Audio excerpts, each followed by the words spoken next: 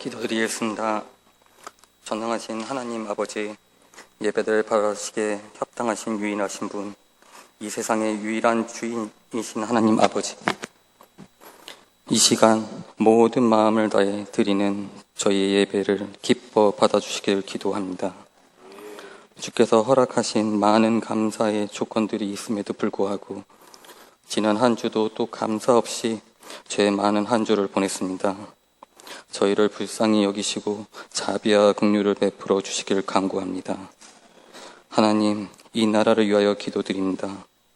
교만과 시기와 다툼이 가득한 이 나라를 부디 살펴주시고 하나님께서 친히 부르신 자를 세워주시어 하나님 뜻에 따라 이끌어 주시기를 기도합니다.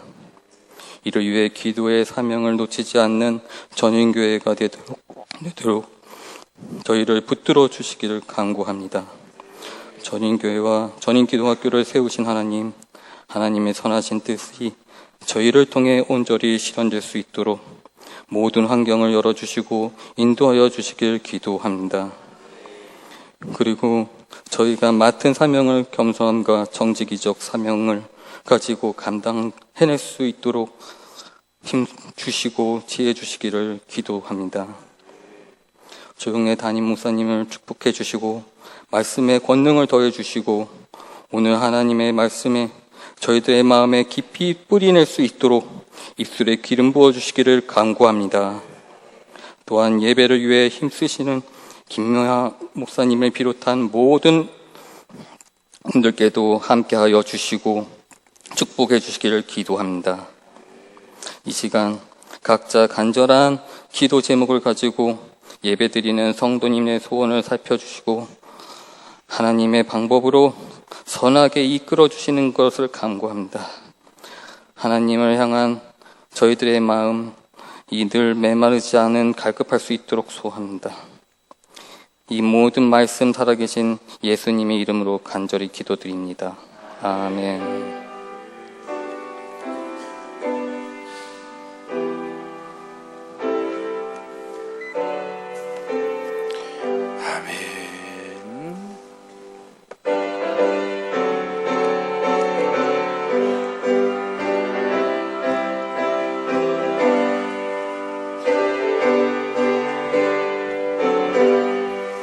주의 음성을 내가 들으니 사랑한다 말일세 믿는 마음으로 주께 가오니 나를 영접하소서.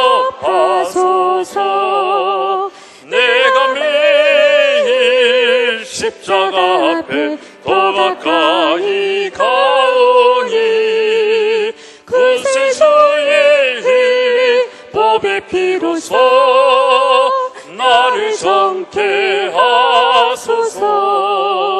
주여 넓으신 은혜 베푸사 나를 받아주시고 나의 품은 뜻 주의 뜻같이 되게 하여 주소서. 내가 매일 십자가 앞에 더 가까이 가오니 그새 주의 흘린 법의 피로써 나를 정케하소서.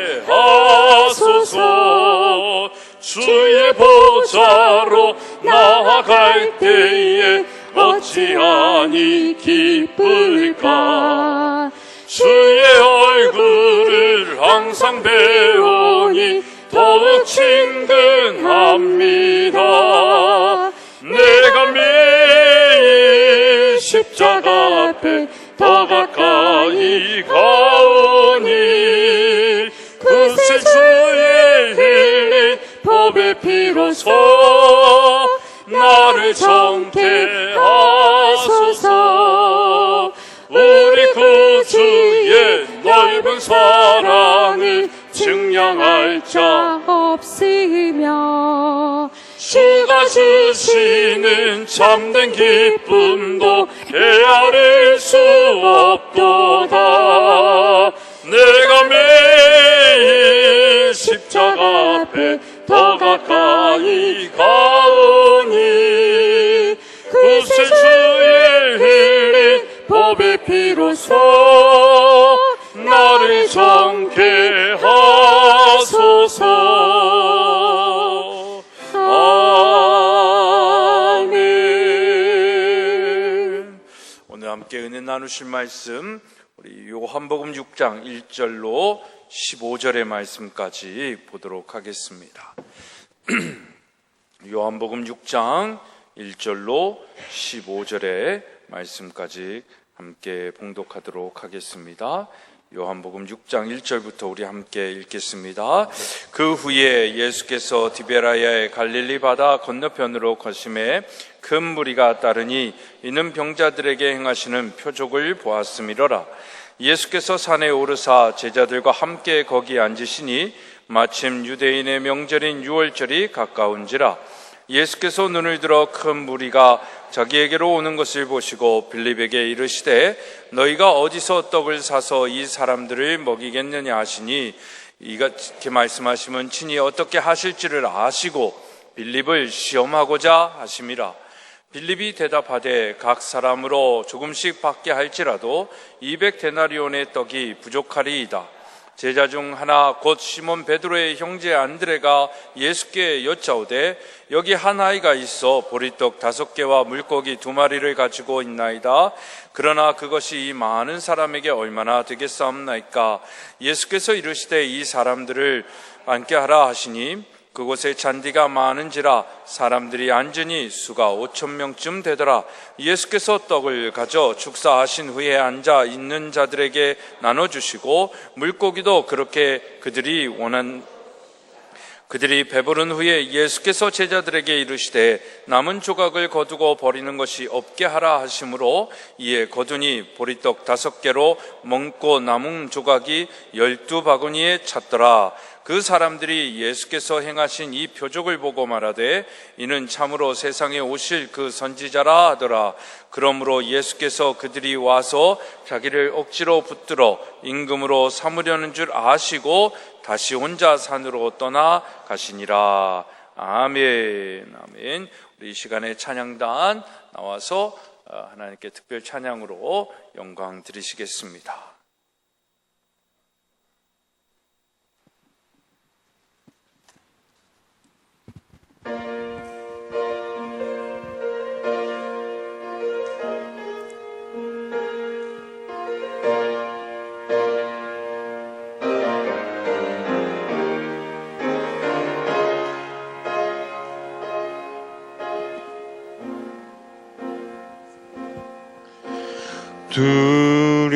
두려워 말라. 내가 너를 구속하였고 너를 지명하여 불렀나니 너는 내 것이라. 두려워 말라. 내가 너를 구속하였고 너를 지명하여 불렀나니 너는 네 것이라. 내가 물 가운데로 지날 땐 내가 함께 하리라. 내가 불 가운데로 행할 때 너를 보호하리니 두려워 말라. 내가 너를 구속하였고 너를 지명하여 불렀나니 너는 내 것이라.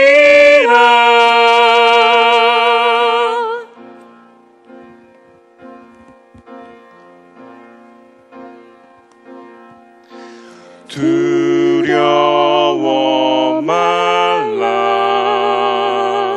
내가 너를 구속하였고 너를 지명하여 불렀나니 너는 내 것이라. 내가 물 가운데로 지날 때 내가 함께 하리라. 내가 불 가운데로 행할 때 너를 보호하리니 두려워 말라. 내가 너를 구속하였고 너를 지명하여 불렀나니 너는 내 것이라. 너를 지명하여 불렀나니 너는 내 것이라.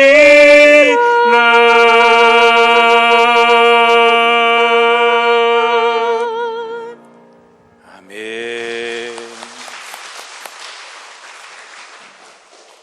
정말 두려움 많은 이 세상 속에 우리를 자녀 삼으신 하나님의 은혜 가운데 날마다 승리하며 살아가는 우리 모두가 되기를 소망하며 축복합니다. 기도하겠습니다. 하나님 감사합니다. 오늘도 이전에 나와 우리 사랑하는 성도님들과 함께 예배하게 하시고 또 하나님의 마음과 생각을 알게 하여 주신 줄 믿습니다. 우리의 마음밭을 갈게 하여 주시고 들려주시는 생명의 말씀을 우리의 삶 속에 잘 심어 30배, 60배, 100배의 열매를 맺게 하여 주옵소서. 소망하며 예수님의 이름으로 기도드리옵나이다. 아멘. 할렐루야. 이번 한 주간도 성령님과 함께 동행하며 승리하고 행복하고 웃는 날이 많은 여러분들 되기를 축복합니다. 성경 말씀을 자신에게 적용한다라는 것과 자신을 말씀에 적용한다라는 것은 전혀 다른 스토리입니다. 그렇죠? 그런데도 우리는 성경을 읽을 때 어떻게 읽습니까? 내가 이해하는 것을 또 이해하고자 하는 것으로 말씀을 이해합니다. 내가 이해하는 말씀으로 이해한다라는 건 뭘까요? 자기 중심으로 자기가 생각하는 대로 성경을 해석해 나간다라는, 그래서 나를 중심으로 성경을 본다라는 그런 의미로 이야기할 수 있을 것 같습니다. 그래서 나에게 힘이 되는 말씀, 나에게 위로가 되는 말씀을 찾고 또 그런 말씀으로만 이해하려고 하는 게 자기 자신을 성경 말씀을 자신에게 적용하며 읽는다라고 이야기할 수 있습니다. 그러니까 우리가 그런 관점에서 성경을 많이 읽는 것 같습니다. 그래서 우리의 신앙생활은 우리가 일을 벌여놓고 그 일에 하나님을 초청해 오는 식으로 이렇게 되어지는 거죠. 그저 도움만 받으면 된다.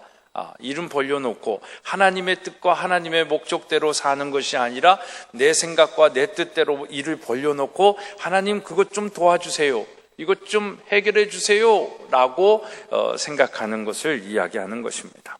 그래서 정말 그런 관점으로 우리가 성경을 읽는다고 한다면 우리는 굉장히 성경을 잘못 이해하고 읽고 있다라는 것입니다. 그것이 아니라 성경 말씀을 중심으로 보는 것을, 읽는 것을 이야기하는 것이죠. 성경 말씀을 중심으로 본다는 말씀은 말씀을 통해서 하나님께서 나 자신을 하나님께서 하나님 자신을 어떻게 드러내시고 그 드러내신 하나님을 통해서 나 자신을 알아가는 것을 이야기하는 것입니다. 그래서 그 하나님께서 요구하시는 것이 무엇인가 하는 관점으로 성경을 읽어야 되는 것이고 이해해야 된다라는 것입니다. 그래서 말씀에 나 자신을 어떻게 순종하며 또 어떻게 그 말씀이 내 삶 속에 능력이 되게끔 할 것인가라는 관점으로 성경을 읽는 것을 이야기하는 것입니다. 여러분들에게 정말 우리가 이해하는 쪽으로 성경을 읽는 것이 아니라 하나님의 뜻하심대로 성경을 읽을 수 있는 그런 통찰력이 또 영성이 있기를 축복합니다. 오늘 본문은요, 우리가 잘 아는 얘기입니다. 오병이어라는 말씀이죠. 예수님께서 갈릴리 바다 건너편으로 가시면서 큰 무리가 따랐습니다. 근데 그 이유를 오늘 본문 2절의 말씀을 보면 큰 무리가 가지고 있는 호기심 때문입니다. 큰 무리가 따르니 이는 행하시는 표적을 봅니다라고 이야기하고 있습니다. 병자들에게 행하시는 표적을 보았기 때문이다라고 얘기합니다. 여러분들은 예수를 왜 따르고 있습니까? 왜 교회 다니시고 예수 믿고 있으십니까?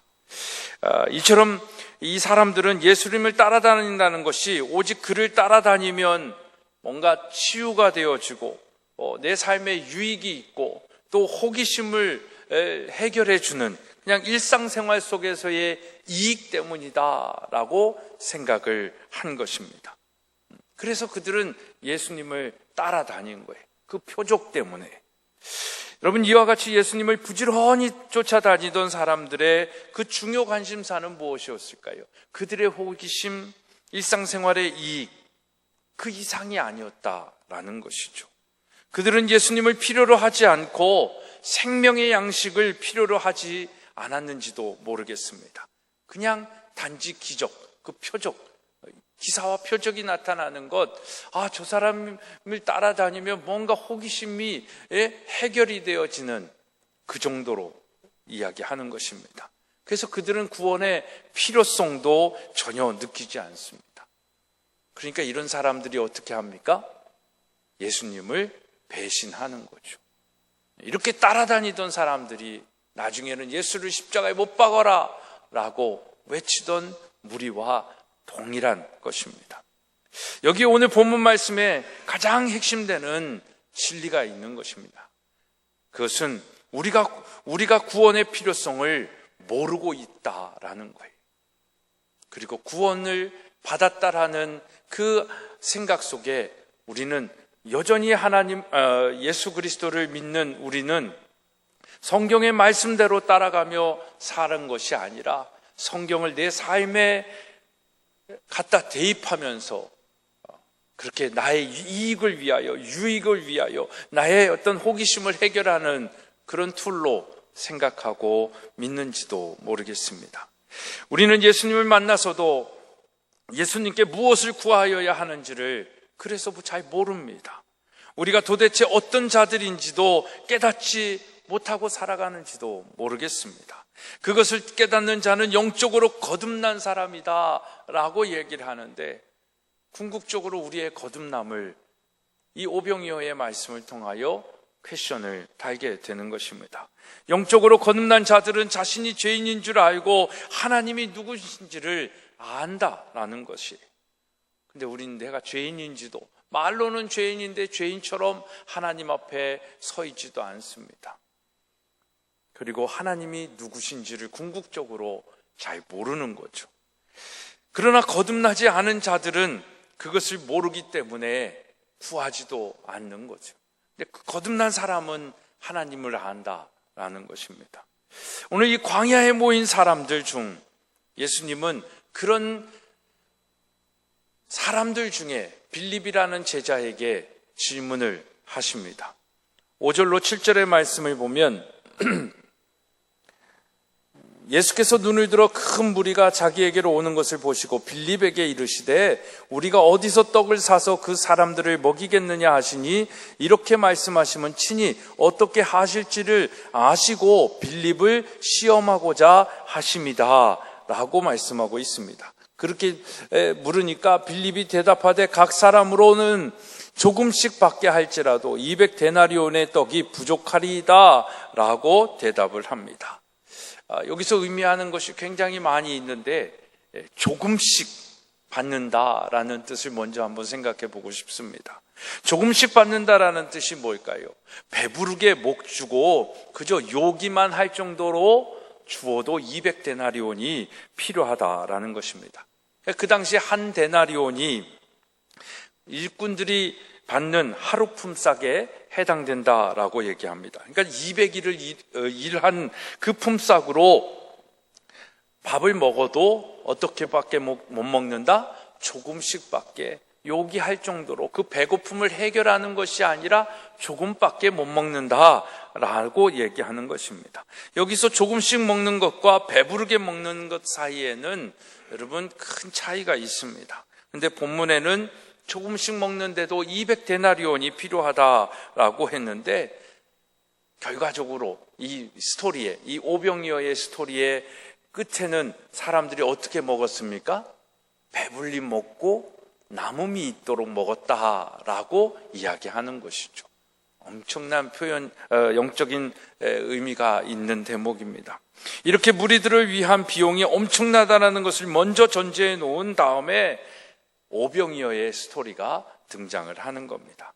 실제의 필요량이 1,000데나리온쯤에 해당되는데, 오병이어가 등장하는 것은 그들에게 요구되는 양에 대하여 이 오병이어가 얼마나 보잘것없는 것인지를 보여주는 것이죠. 이 엄청난 요구 앞에, 그 배고픔을 해결하는 것 앞에, 우리의 이 땅에 살아가면서 필요한 것들을 해결하는 것 앞에 오병이어는, 이 땅의 것은 더욱 보잘것없는 것으로 보일 수밖에 없다라는 것을 이야기하는 것입니다. 그래서 본문 9절에 보면, 여기 한 아이가 있어 보리떡 5개와 물고기 2마리를 가지고 있나이다. 그러나 그것이 이 많은 사람에게 얼마나 되겠습니까? 라고 이야기하는 것입니다. 이렇게까지 말을 해놓고 드디어 예수 그리스도의 영적 의미가 담긴 이 기적이 표적으로 나타나는 것입니다. 이러한 대화가 오고 간 후에 그 많은 무리들이 어떻게 다 먹었습니까? 11절의 말씀 우리 한번 같이 읽어볼까요? 시작.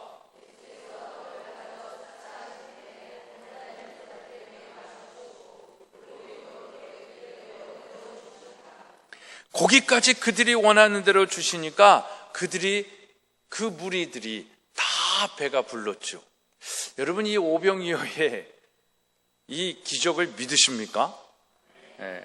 정말 믿으시길 바랍니다. 이게 뭐 지금 스토리하고는 좀 다른 얘기지만, 이거 오병이어 이게 말이 돼? 가능해? 이렇게 또 생각하시는 분들도 있을 것 같아요. 이건 그냥 하나의 이야기겠지, 설화 같은 이야기겠지, 신화 같은 이야기겠지 라고 생각하실지 모르겠지만, 그 전에 우리가 살펴봤던 가나 혼인잔치의 예수 그리스도의 기적, 죽은 자를 살리시고 병든 자를 살리시는 그 표적을 믿는다면 정말 이 오병이어쯤은 예수 그리스도께서 못하실 일도 아니다라고 생각할 수 있지 않겠습니까?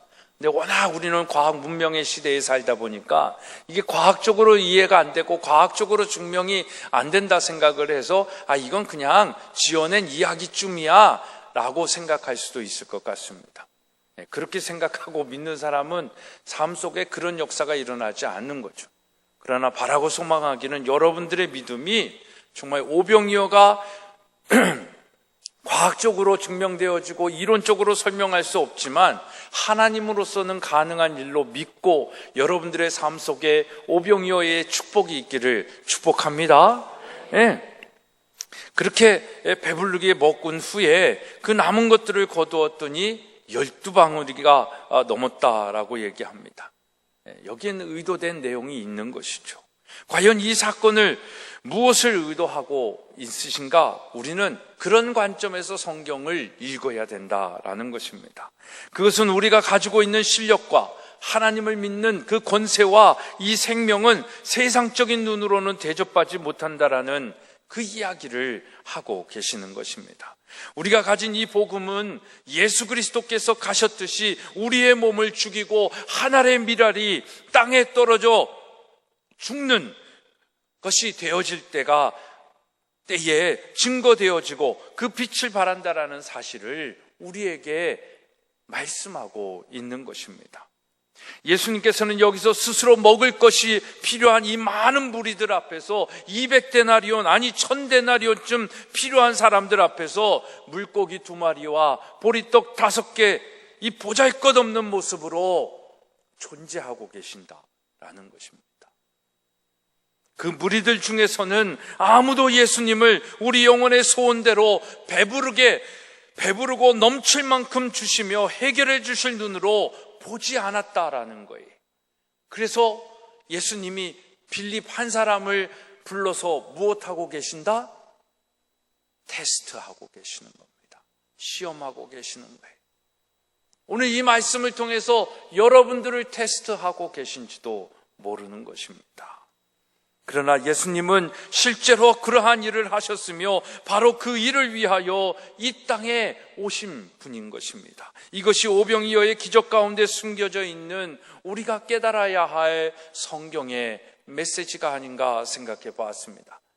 아마 이 오병이어의 말씀을 많이 듣고 아마 기억하고 있는 분들은 이 정도로 기억하고 있지 않을까 생각이 됩니다. 우리가 어디서 떡을 사서 이 사람들로 먹게 하겠느냐는 이 질문에 빌립이 대답하여 200단을 떡이 부족합니다.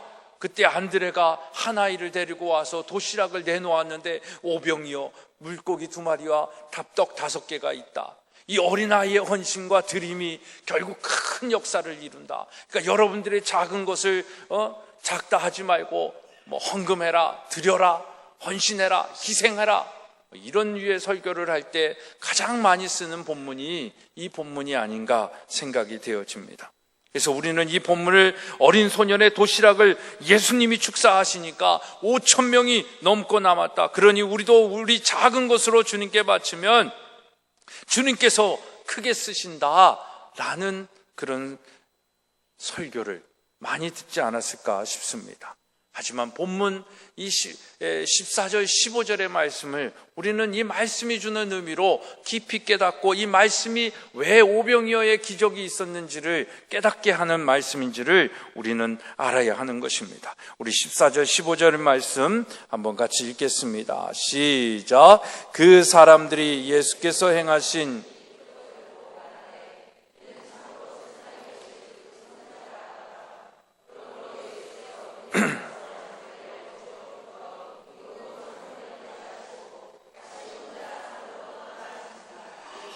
아멘. 신명기 18장 15절의 말씀에 보면 나와 같은 선지자 하나를 일으키리라 라는 말씀이 있습니다.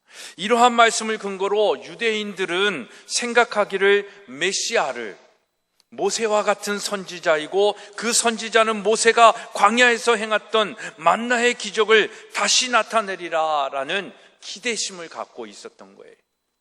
근데 만나는 아니지만 이 오병이어의 기적을 통해서 나타나니까 그 따르던 무리들이 다 이 사람을 뭐라고 생각한 거예요? 선지자다. 모세와 같은 선지자다라고 생각을 하기 시작을 한 것입니다. 게다가 이 무리가 2절의 말씀인가요?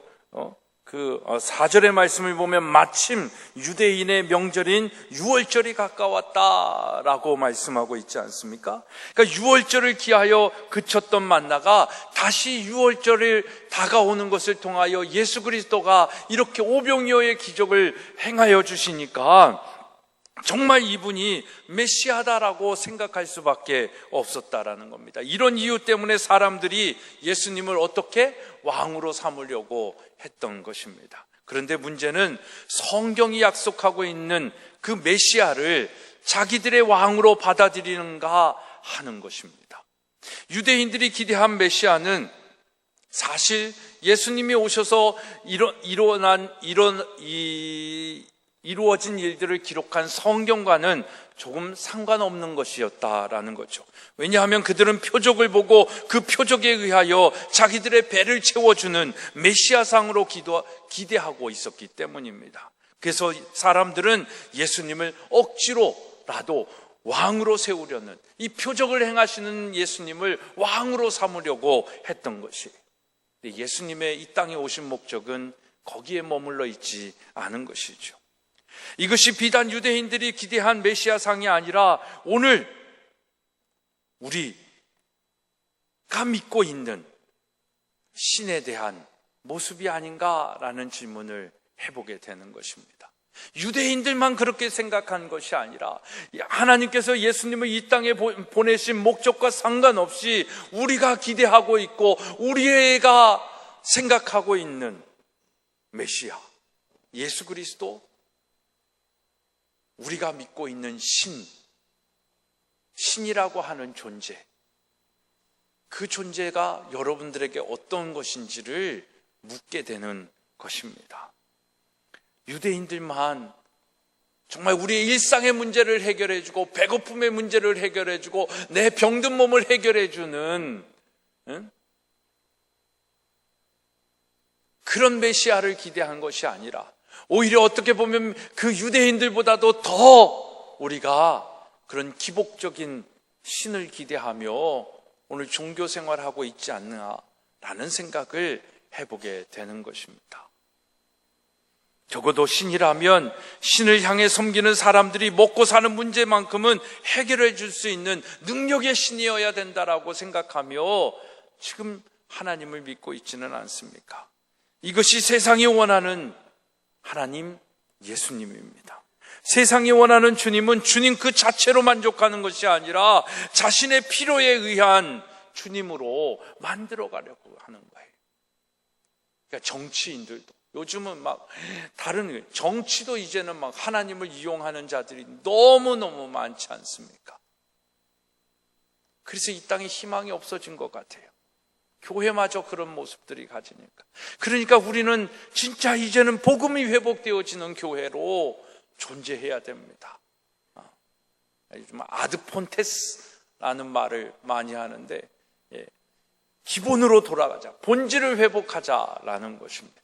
너무나 변질된 복음, 너무 변질된 우리의 믿음의 삶, 그래서 기준이 뭔지 본질이 뭔지도 모르고 사는 이 땅의 그리스도인들이 아니라 진짜 복음을 알고 본질을 아는, 그래서 그 본질로 회복하고 돌아가는 아드폰테스, 그런 우리의 믿음이 되어지기를 소망하는 겁니다.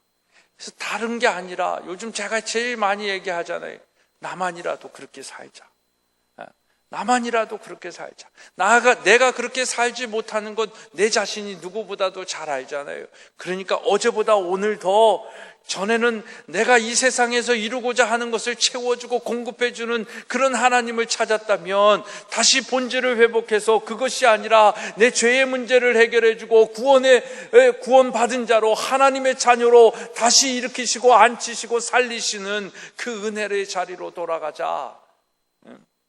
그리고 정말 복음의 삶을 살자, 이 고백을 하는 사람들, 그 사람들이 저와 여러분 또 이 땅의 그리스도인들이 되어야 될 줄로 믿습니다.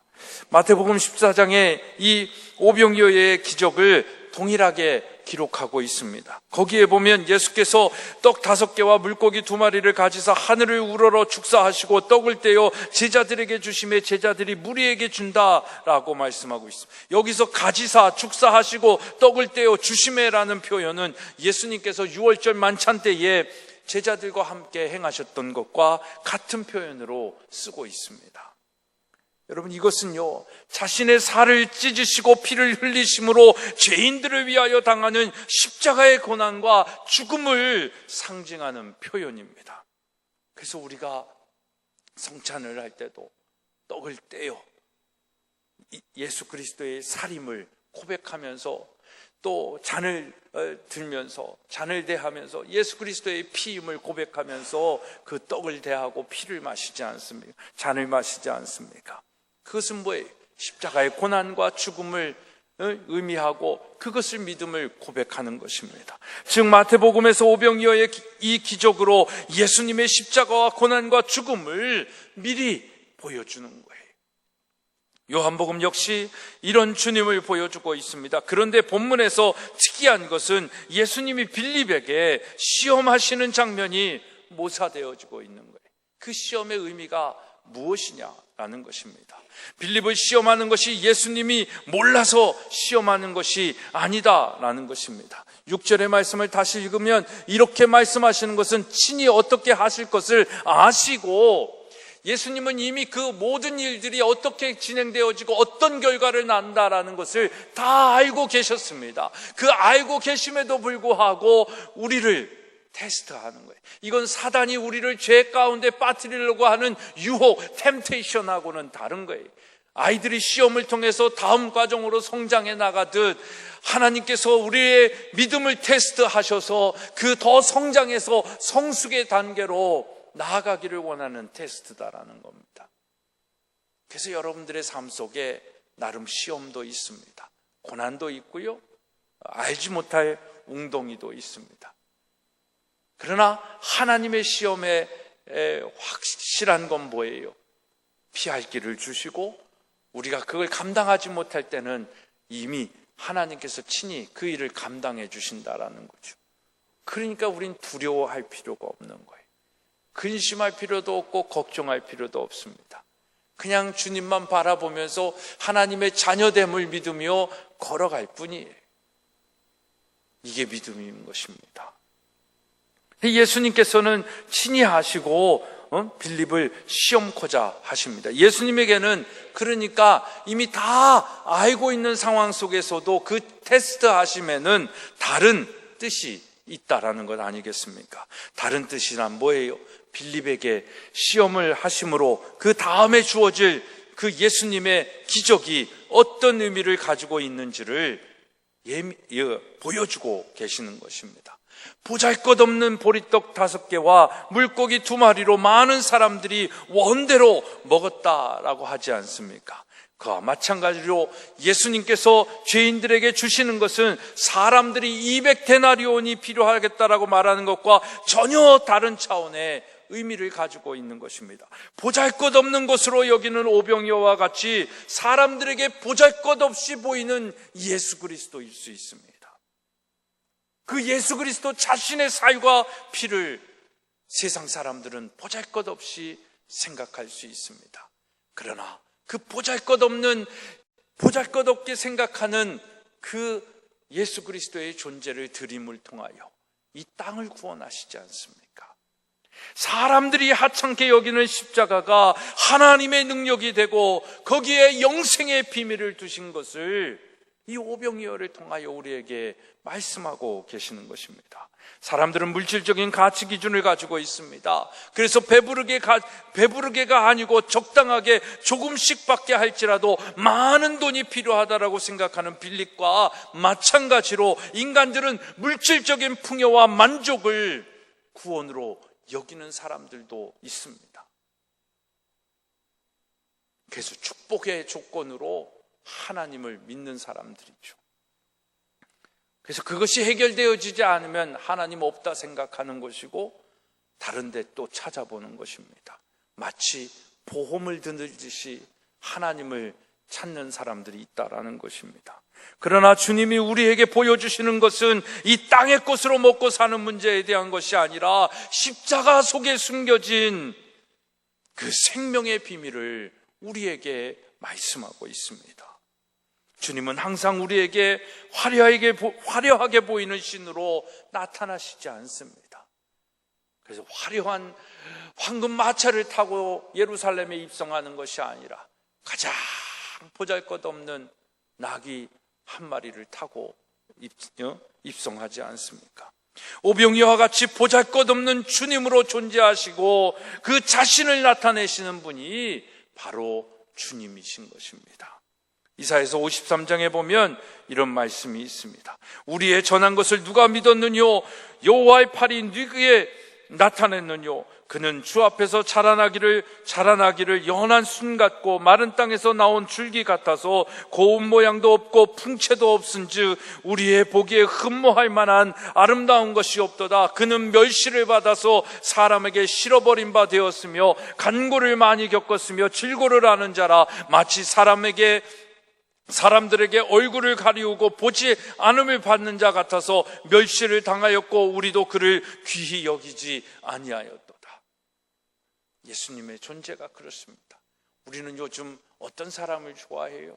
정말 이쁘고 잘생기고 기도 훌쩍하고 날씬하고 정말 그런 사람들을 스타로 생각하고 그 사람들을 쫓지 않습니까? 운동선수도 운동도 잘하는데 그냥 운동만 잘하는 사람이 아니라 얼굴도 잘생긴 운동 잘하는 사람, 이런 사람이면 더 좋아하잖아요.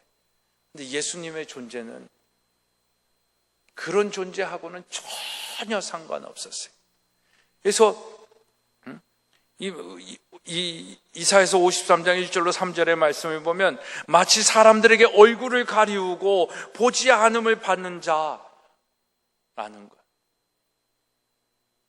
그러니까 어떻게 생각하면 정말 못생기고 정말 못나고 흉측하게 생긴 그런 모습처럼 존재하는 분이다라고 이야기할 수 있는 겁니다. 그래서 예수님은 이 땅에 오셔서 항상 그런 자리로 있으셨고 의도적으로 그런 존재였습니다.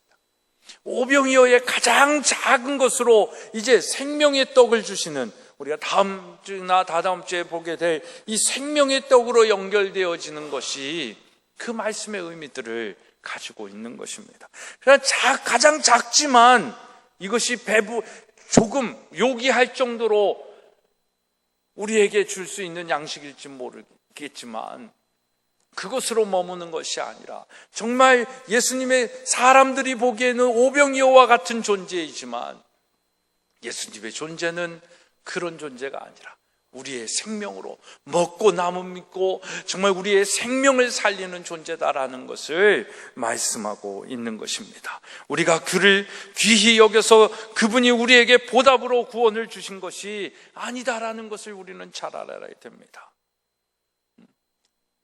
정말 우리가 잘나서 그분이 우리를 자녀 삼은 것이 아니다라는 것이죠. 우리는 예수님을 원한 적도 없고 어떻게 보면 관심을 가진 적도 더더욱 없는 존재인지도 모릅니다. 정말 여러분들이 아무것도 없는데도 예수님을 믿는 자로 존재하겠냐라는 거예요. 구원받은 것 그걸로 만족하고 이 땅을 정말 거지같이 살고 아무것도 없이 산다고 한들 그분 앞에 존재할 수 있는 믿음이 있겠냐라는 것입니다. 우린 다 그런 마음이 없어요. 부족해요. 목사인 저도 그래요. 그래서 내가 하나님을 선택한 것이 아니고요, 하나님이 우리를 선택하여 주신 거예요. 내가 뭔가 존귀해서 잘나서 하나님이 나를 사용하고 계신 것이 아니라 하나님이 자녀 삼으시고 긍휼을 베풀어 주시고 은혜를 주셔서 제가 하나님의 자녀가 된 거다라는 것입니다. 정말 그래요. 한번 냉정하게 생각하면 우리는 예수님을 처럼 살려고 원한 적도 없고 흉내낸지도 모르고 그걸로 뭔가 자기의 의를 드러내려고 하는지는 모르겠지만 정말 예수로 살지는 못하잖아요. 우리는 한 번도 주님을 주님답게 대접해 본 적도 없는 사람인지 모릅니다. 생각해 보세요. 바울이 자신의 무식한 열심으로 누구를 죽입니까? 스데반을 죽이잖아요. 하나님께 대한 인간의 무지한 충성이 주님을 십자가에 못 박지 않았습니까? 그러나 예수님이 먼저 우리를 위하여 자기 몸을 버려 우리를 구속하셨다라는 것입니다. 우리의 의가 아니에요. 우리의 공로가 아니다라는 것입니다. 이렇게 되어 우리가 거듭난 자요 그를 아는 자가 된 것이에요. 전적인 하나님의 은혜입니다. 나의 나 된 것은 다 하나님의 은혜라는 것입니다. 그러기에 우리에게도 그와 같은 길을 갈 것을 또한 요구하고 계신 거예요. 이게 우리의 딜레마죠. 그 요구에 반응하며 그렇게 살아내는 것, 거기에 우리가 포기하지 못하는 것, 우리가 여전히 움켜쥐고 있는 것, 그것이 우리가 예수 그리스도와 같은 삶을 살지 못하는 이유인 것입니다. 우리는 이름도 없이 빛도 없이 가야 할 자로 부름받았다라는 사실을 잘 받아들이지를 못하는 겁니다. 예수님의 전생애에 걸쳐서 가장 중요한 싸움이 바로 그분이 이 땅에 살려고 오신 것이 아니라 죽으러 오셨다라는 것 때문에 정말 그것 때문에 죽으시고 멸치를 당하시고 경멸을 당하시고 어려움을 당하는 그 삶을 기꺼이 감당하셨다라는 것입니다.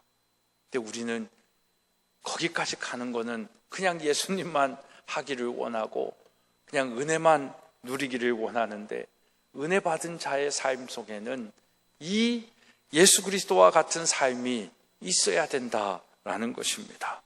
오늘 본문에서 이것을, 이 오병이어의 사건을 통해서 우리에게 극적으로 기록하고 있는 말씀입니다. 14절의 말씀을 보면 그 사람들이 예수께서 행하신 이 표적을 보고 말하되 이는 참으로 세상에 오실 그 선지자다라는 거예요. 그러나 사람들은 예수 그리스도가 죽으러 오신 것을 모르고 단지 세상의 승리자로, 세상적인 능력으로 모든 일을 해결할 자로 믿고 싶었던 것입니다. 그래서 그 죽음을 인정하고 싶지 않은 거예요. 그가 죽음을 통하여 구원을 이루셔야 한다라는 그 하나님의 절대적인 사명을 이루는 그 자리는, 그것은 관심이 없었어요. 자기가 받아야 할 구원에는 관심이 없었다라는 겁니다. 오히려 이 땅의 오병이어를 통하여, 그 작은 것을 통하여 배부르게 만드시는 그분이 왕이 되어진다면 내 삶의, 이 땅에서의 삶의 모든 문제가 해결되어지지 않겠냐. 우리가 바라고 있는 대통령도 그런 대통령인지 모릅니다. 그러나 우리가 역사 속에서 보고 있지만 어느 나라, 어느 민족, 어느 시대든 간에 그런 대통령은 없습니다. 그래서 15절에 보면 그러므로 예수께서 그들이 와서 자기를 억지로 붙들어 임금으로 삼으려는 줄 아시고 다시 예수 그리스도는 어디로 가십니까? 혼자 산으로 떠나가셨다라고 말씀하십니다. 이와 같이 사람들은 영혼의 구원의 문제의 해결을 요구하지 않고 세상적인 차원에서 임금 삼을 생각만 하는 거예요. 내가 아는 분이 임금이 되면 내가 장관이라도 하겠지, 아니면 차관이라도 하겠지, 아니면 군수라도 하겠지. 그들은 예수님을 붙들어 억지로 임금을 삼으려 했습니다. 그래서 예수님은 그러한 사람들을 피해서 산으로 올라가셨습니다. 우리는 어떻을까요? 우리는 어떻습니까? 우리는 아무도 나를 임금 삼아 주겠다라고 하지 않는데도 내가 임금이 되어야만 일을 하겠다라고 그러고 있지는 않습니까? 우리도 여전히 예수 그리스도가 그런 왕으로만 존재하지 그분의 삶과 그분의 목적과 그 하나님의 뜻을 이루는 것에는 상관없는 삶을 살고 있지는 않습니까? 그러면서 이 문제가 해결되어야만 하나님 앞에 나아가겠다고, 내 이 배고픔을 해결해 주면 내가 주님께 헌신하겠다라는 생각으로 살고 있지는 않습니까? 그래서 이 문제가 해결되어야만 하나님 앞에 할 일이 있고 헌신할 것이 있고 봉사할 것이 있다라고 그렇게 생각하며 살고 있지는 않습니까? 이것이 물론 신앙의 첫걸음, 첫 단계에서는 필요한 여정이기도 합니다. 하지만 그런 식으로 우리가 믿기 시작하면 그것이 다가오지 않았을 때, 그것이 이루어지지 않았을 때 우리는 쉽게 하나님을 저버리는 거예요. 이게 하나님을 내 필요에 의해서 믿느냐, 하나님을 하나님으로 믿느냐의 차이가 있는 것입니다. 내 필요에 의하여 하나님을 믿는다면 그 필요가 채워지지 않으면 우리는 다른 신을 찾는 거예요. 그래서 이 땅에 허다한 우상들이 있는 거예요. 그 우상들은 다 누가 만들어 놓은 거예요? 인간의 욕심이 만들어 놓은 거예요. 인간의 바람이, 인간의 요구가 만들어 놓은 헛된 신, 형상들이 아니겠습니까? 그러나 하나님은 다르시죠. 하나님은 스스로 계신 하나님입니다. I am that I am 이라고 선언하시는 분이세요. 스스로 존재하는 신이다라고 선포하고 선언하는 이 땅에 신이라는 존재는 아무 데도 없습니다. 하나님 한 분밖에 없으신 거예요. 그 하나님을 어찌 우리의 이익을 위한 하나님으로 믿고 있겠냐라는 것입니다.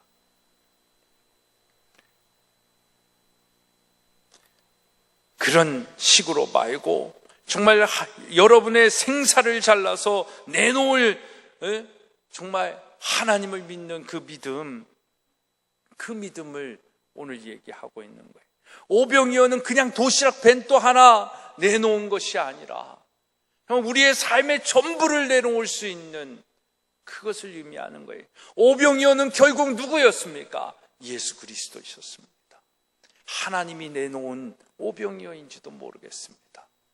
그 오병이어가 많은 사람을 배부르게 먹이고도 남음이 있고 그 하나님의 살아계심을 보여주고 있지 않습니까?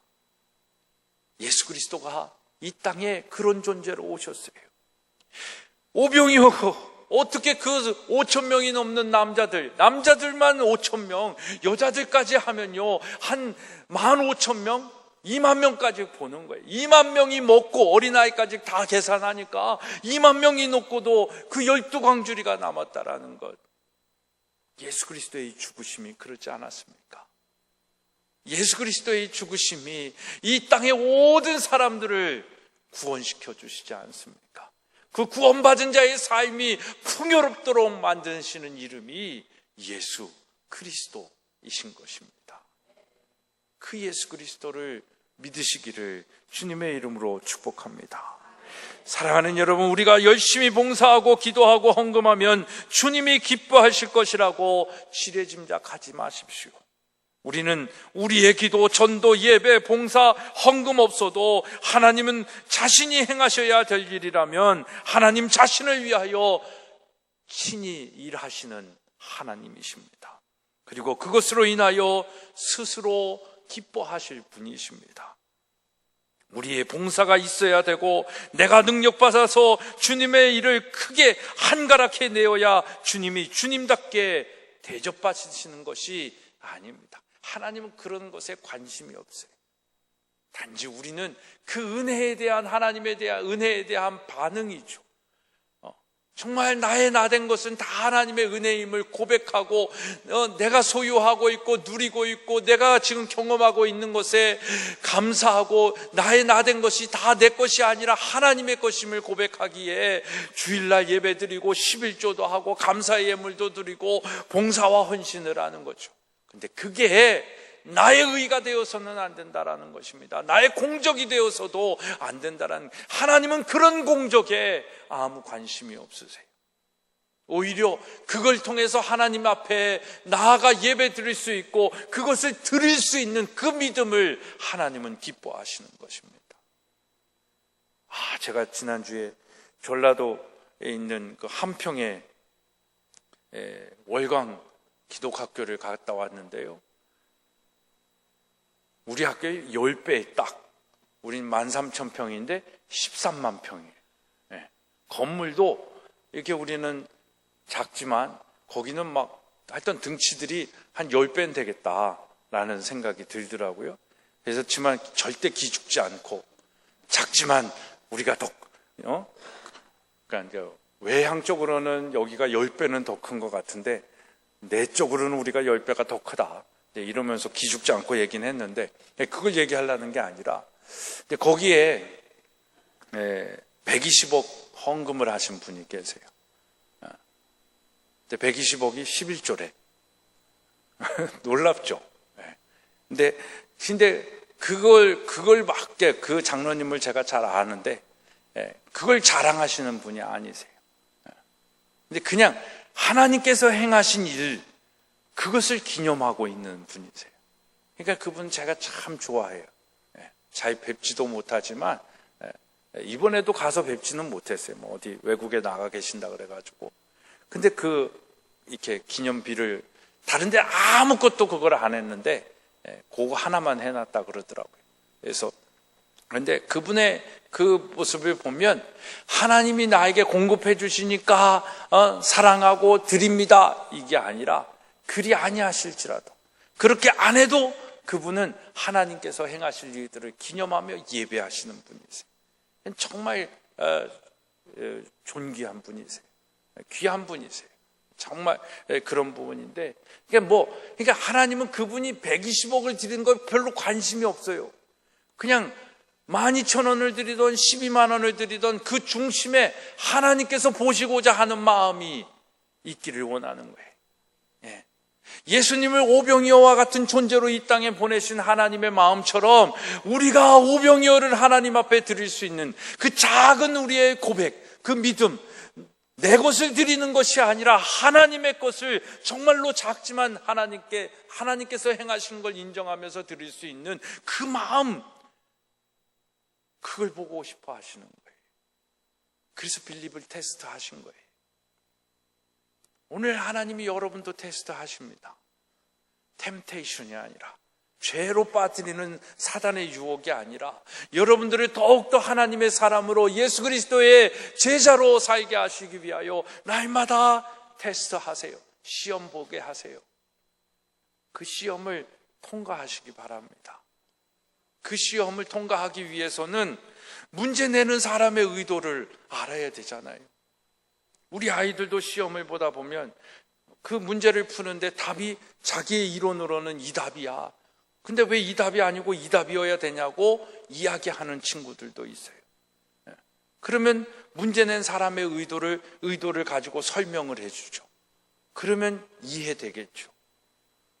근데 이해되지 않는 사람들도 요즘은 있습니다. 자기 고집이, 자기 아집이 굉장히 큰 사람들이죠. 이런 사람들은 하나님 은혜 앞에 나오기가 참 쉽지 않습니다. 그러나 내 생각이 있음에도 불구하고 성경이 말하는 의미가 이거다라고 하면, 아, 그렇군요. 내가 그 생각을 몰랐군요. 앞으로는 그 생각을 가지고 더 하나님의 생각으로 살겠습니다. 고백하는 사람은 하나님의 배부르게 하시는 은혜를 경험할 수 있는 자다라는 겁니다. 빌립처럼 계산해가지고 이건 불가능한 일이잖아요. 할 수 없잖아요. 안 해요. 못해요. 라고 하는 사람은 끝까지 하나님의 은혜를 누릴 수가 없어요. 근데 안드레라는 사람이 어린아이 하나에 그 도시락을 갖고 나오지 않습니까? 오늘은 제가 이 오병이어를 그런 관점으로 설교하고 싶은 마음이 없습니다. 그러나 정말 빌립처럼 우리가 생각하면 우리는 오병이어의 기적을 맛보아 누릴 수가 없어요. 그러나 그러거나 말거나 하나님, 예수 그리스도의 말씀, 예수 그리스도의 뜻을 아는 사람들은 안드레와 같이 작은 것이지만 하나님 앞에 갖고 나오는 거예요. 그래서 역사가 일어났다. 여기까지 가고 싶지도 않고요. 그 중심을 보시는 거예요. 하나님의 말씀하시는 대로 살아가는 우리의 삶이 되어지기를 소망하며 바라는 것입니다. 사랑하는 여러분, 오늘 오병이어의 테스트가 여러분들에게도 적용이 됐으면 좋겠어요. 그래서 그 오병이어 안에 예수 그리스도를 통해서 살리시고 배부르게 하시는 은혜가 여러분의 삶 속에서도 나타나고 드러나기를 주님의 이름으로 축복합니다. 기도하시겠습니다. 하나님, 오늘 우리에게 주시는 이 말씀을 더 깊이 깨닫기를 소망합니다. 정말 하나님께서 우리에게 베푸시는 그 은혜를 기억하게 하시고 말씀대로 사는 것이 무엇인지, 우리의 공의와 우리의 의를 자랑하는 것이 아니라 말씀 안에서 사는 것이 무엇인지를 경험하며 배부르게 하시고 풍요롭게 하시고 차고 흔들어 넘치게 하시는 하나님의 은혜로 사는 우리 모두가 되게 하여 주옵소서. 예수 그리스도의 이름으로 기도드리옵나이다. 아멘.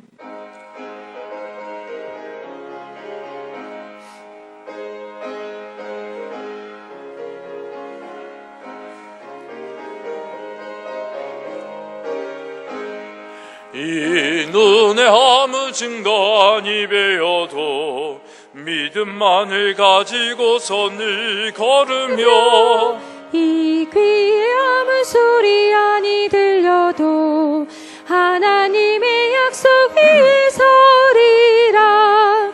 걸어가세 믿음 위에 서서 나가세 의심 버리고, 걸어가세 믿음 위에 서서 눈과 귀에 아무 증거 없어도 이 눈이 보기에 아닌지 이미 얻은 증거대로 늘 믿으며 이 마음에 의심 없이 살아갈 때에 우리 소원 주 안에서 이루리.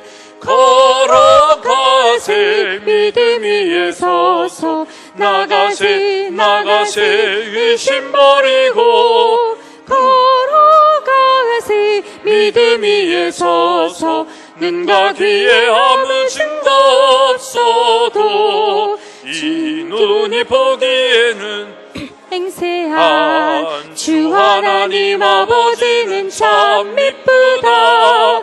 그 귀한 모든 약속 믿는 자에게 능지 못할 무슨 일이 있을까. 걸어가세 믿음 위에 서서 나가세 나가세 의심 버리고 걸어가세 믿음 위에 서서 눈과 귀에 아무 증거 없어도 모든 것이 주께로부터 왔으니 이 예물을 주께 드리나이다.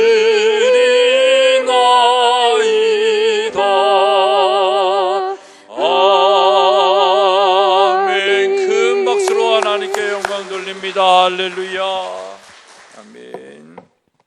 11조 조영래 목사, 김일학 권사님, 이솜씨 선생님 드리셨습니다. 감사의 예물 조영래 목사, 여호와 이레의 하나님 감사합니다. 변혜정 집사님, 하나님의 예배하신 감사하며 박은배 박영신 집사님 가정 하나님 항상 감사합니다. 함께하여 주셔서 감사합니다. 박을래 집사님, 하나님의 은혜 사랑들 감사하여 구중한 안명숙 권사님 가정, 범사에 감사하여 김영환 김명옥 집사님 가정, 개창현 집사님, 최백규 권사님, 박선아 권사님, 양양옥 집사님, 김미아 목사님, 양호임 권사님, 신명희 집사님, 강현섭, 최현승 권사님 가정 무명으로 드리셨습니다. 그 외 많은 분들이 주일 헌금으로 예물 드리셨고요. 장학의 예물 조용래 목사, 김민학 권사님, 일천번제 양양옥 집사님, 건축 예물 김일학 권사님 드리셨습니다. 기도하겠습니다. 하나님, 오늘도 우리에게 믿음을 주시고 또 주님 앞에 나와 예배하게 하시고 우리의 한 달의 삶, 일주일의 삶의 열매를 가지고 베푸신 은혜를 기념하며 예물을 드립니다.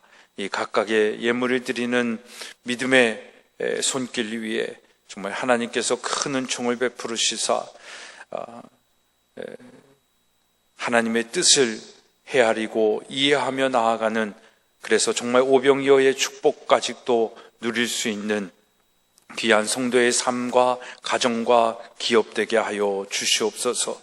이 예물이 쓰이는 곳에 하나님 생명이 살아나게 하여 주시고 하나님 나라 이루어지게 하시고 하나님의 권위와 주권이 다스리는 그 땅이 더 확장되게 하여 주시옵소서.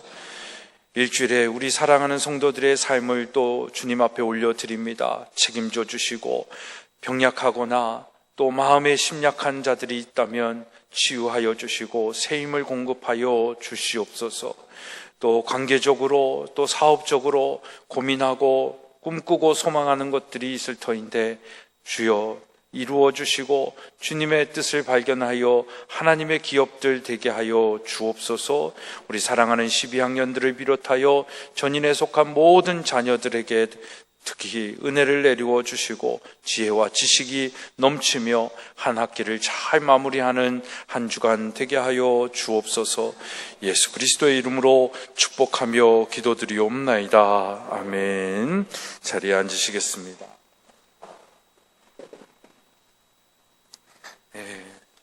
무더위가 기승을 부리고 있고 또 다가오고 있습니다. 여러분들 건강관리 잘 하시고 이제 방학을 맞이하기도 하고 휴가철에 들어서 더 바쁘신 일정들이 터인데 하여튼 주일 성수도 잘 하시고 또 하시는 일들 위해 하나님의 형통의 은총을 받아 누리시기를 바랍니다. 우리 사랑방 여름방학 다음 주간부터 시작되어집니다. 잘 마무리하시고 개학 8월 25일 주간에 잘 시작해 주시기를 바랍니다. 지난주에 광고 말씀드린 것처럼 이번 주 화요일 날 우리 영화 관람 교회 오빠 보러 갑니다. 그래서 가실 수 있는 분들 저 뒤에 칠판에 써놓으시기도 하셨던데 써놓으시든지 아니면 김미아 목사님에게 말씀하셔서 부담 없이 오실 수 있도록 하시면 좋겠습니다. 몇 시까지 오셔야 되죠? 우리 몇 시 출발이죠? 1시 반 출발이니까 1시 20분까지는 오셔서 같이 가실 수 있도록 그렇게 해주시면 좋겠습니다. 우리 권경숙 권사님 무릎 수술하셔서 치료 중에 있습니다. 제가 서울 가는 길에 한번 뵀는데 그 염증이 이렇게 가라앉지 않아서 좀 힘들어 하셨는데 퇴원하시지 않았을까 싶습니다. 우리 제1여선교회 사업을 위해서도 계속 같이 참여해 주시기를 부탁을 드립니다. 다 같이 일어나셔서 이제 우리 폐 찬양하시고 오늘 예배 마치도록 하겠습니다.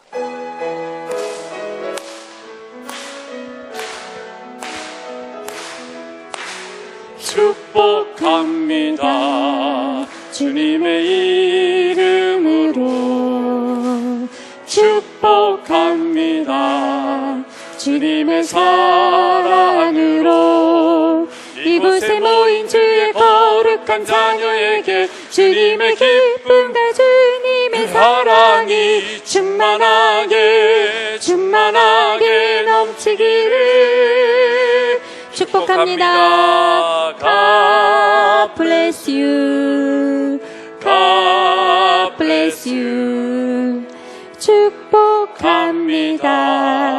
주님의 사랑으로. 이제는 우리 주 예수 그리스도의 은혜와 하나님 아버지의 만극하신 사랑하심과 성령님의 감화 감동 교통케 하시는 역사하심이 우리의 삶 속에 구원의 은총을 베푸시고 작은 것으로 큰 것을 나타내시는 그 하나님의 역사 속에 한 부분으로 살기로 결단하며 나아가는 우리 사랑하는 믿음의 성도들 위해 아파하고 힘들어하는 이 나라 이 민족 위에 이제로부터 영원토록 함께 하옵시기를 간절히 축원하옵나이다. 아멘.